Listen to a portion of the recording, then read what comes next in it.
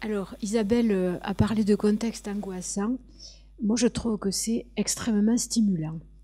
Je je dirais pas que j'attendais ce type de situation avec impatience, mais j'ai pris ma première expérience en collectivité territoriale, donc les Yvelines, avec beaucoup de questions. Et pour avoir été présidente de l'association des archivistes français, donc avant la période dont parle Isabelle, mais quand même au moment de la RGPP en 2007-2010, il y avait déjà quand même des questions qui se posaient.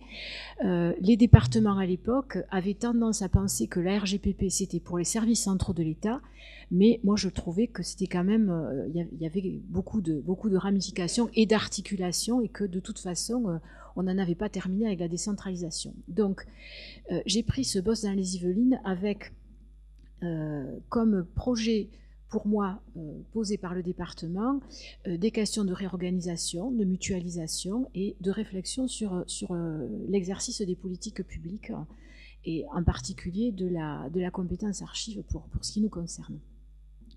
Donc nous avons saisi avec Olivier, parce que je ne suis pas toute seule, hein, nous sommes fiancés. Alors tout à l'heure Olivier regrettait de ne pas encore m'avoir passé la bague au doigt, mais bon, ça se fera peut-être un jour, d'une autre manière. Voilà. Mais on a pris ce projet avec beaucoup d'intérêt.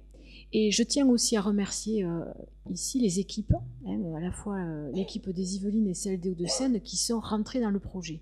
C'est pas évident, on est une profession assez conservatrice, et c'est pas toujours facile d'embarquer des équipes qui sont habituées à travailler sur des questions extrêmement professionnelles dans un vrai projet politique.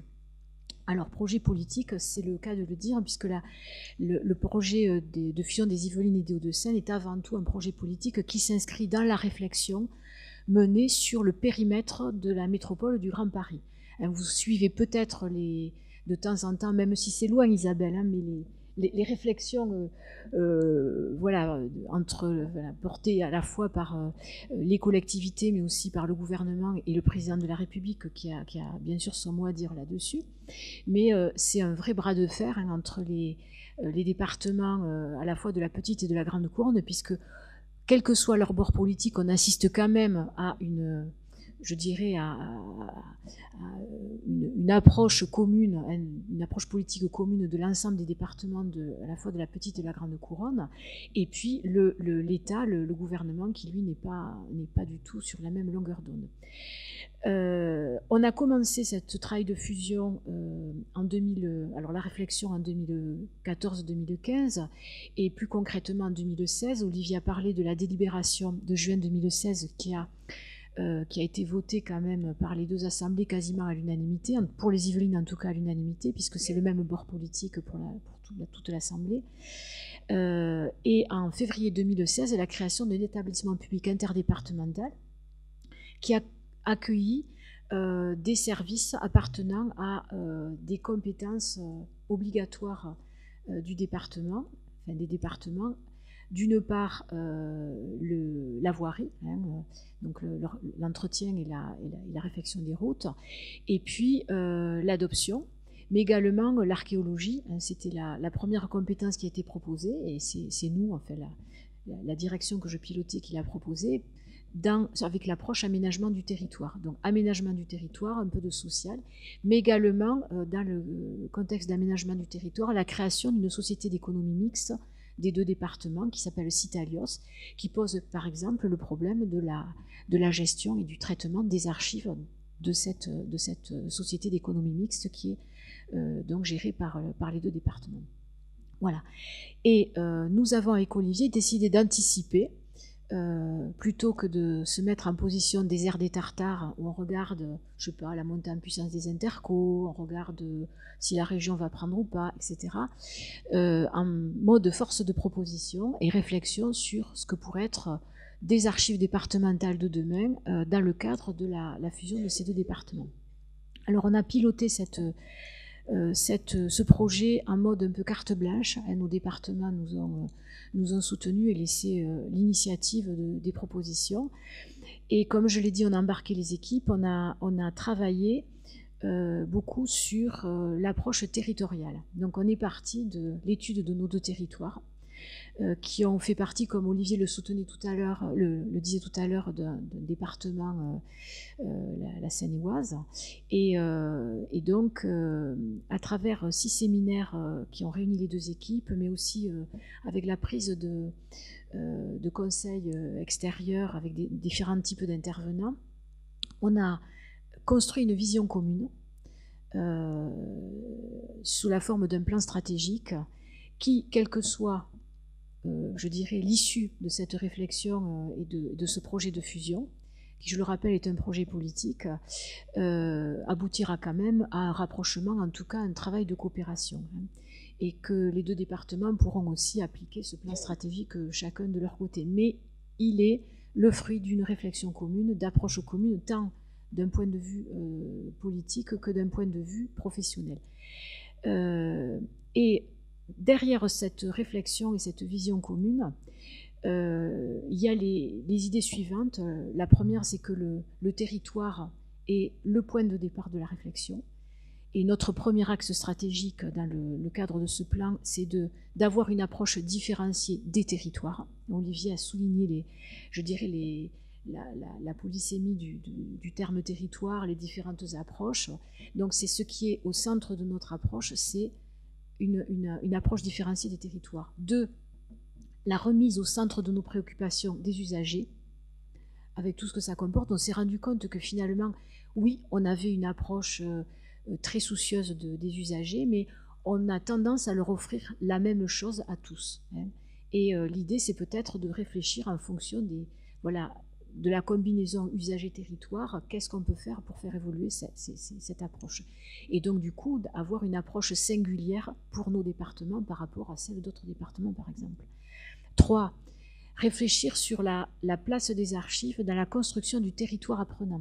Donc, c'est de prendre aussi en compte le fait qu'on n'est pas les seuls dispensateurs de connaissances et de savoir, mais que l'ensemble des acteurs du territoire contribuent à mettre en place ce territoire apprenant.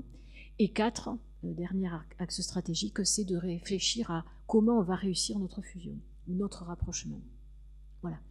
Alors, les leçons que je tire aujourd'hui, enfin, comme je parle pour l'ensemble des équipes qui ont travaillé, qu'on peut tirer aujourd'hui de cette réflexion, c'est premièrement que, alors là, et là je pense, on s'inscrit peut-être, mais bon, il faut prendre en compte le fait que la réflexion de l'AF s'inscrivait dans un contexte, je dirais, d'urgence et de pression certaine, mais comme j'ai dit tout à l'heure, on a quand même tendance très longtemps à faire le désert, à se mettre en mode désert des Tartares.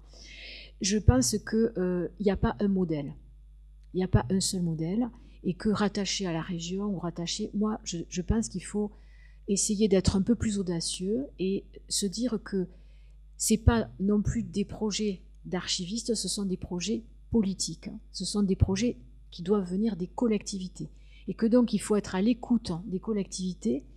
On parlait tout à l'heure de réformes subies et pas forcément proposées, et je pense que là aujourd'hui, maintenant, arrive le temps des collectivités qu'il faut, il est arrivé depuis un moment, mais on leur a pas forcément laissé la parole, c'est de laisser les collectivités faire des propositions sur...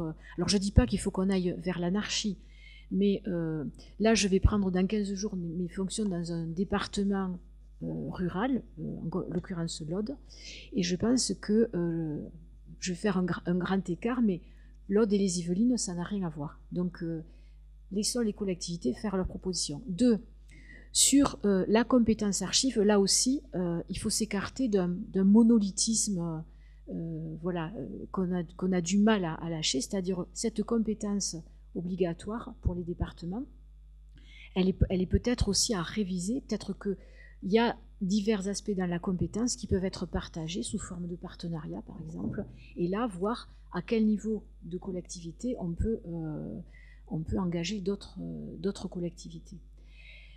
Donc ça, je pense que les 2 choses importantes, c'est d'essayer de prendre du recul, j'allais dire d'être un peu fou, et de ne pas hésiter à bousculer complètement les modèles établis depuis la première décentralisation.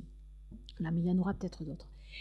Et du coup, je terminerai en mettant en avant la vision que nous avons construite donc avec les deux équipes pour les archives départementales, qui est d'être garant d'un écosystème d'accès.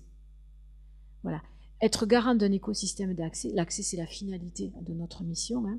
Ça veut dire que derrière, cet écosystème, il peut être constitué par voilà, des schémas, des constructions qui peuvent varier d'une région à l'autre, d'un territoire à l'autre, et que c'est à nous, alors dans le contexte d'un projet politique, parce que l'AF va voir les conseillers des ministres, etc., mais il faut que ces projets-là soient portés par les collectivités, pas par les archivistes. Nous, on est là pour les aider à réfléchir, on n'est pas là, sinon on ne nous écoutera pas. Voilà.